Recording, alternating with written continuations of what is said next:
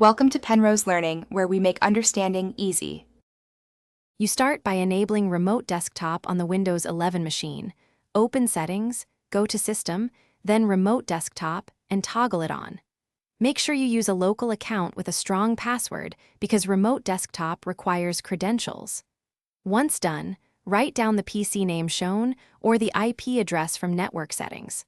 Also check power and battery to prevent the host from sleeping, and enable network access while asleep so the connection remains reachable when you try to connect. Next, you configure networking so connections reach the host.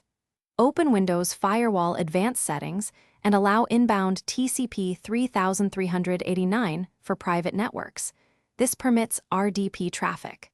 Then assign a static local IP or create a DHCP reservation on your router so the host address doesn't change.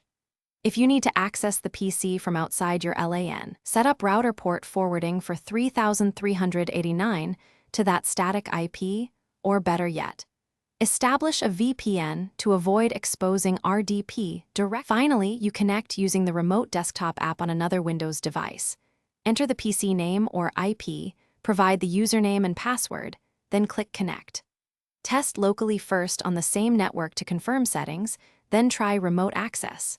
If it fails, check that Remote Desktop service is running, firewall rules allow 3389, and your router forwards the port correctly or your VPN is active. A single key troubleshooting tip: restart the host's Remote Desktop services and recheck the PC name to fix many common connection issues.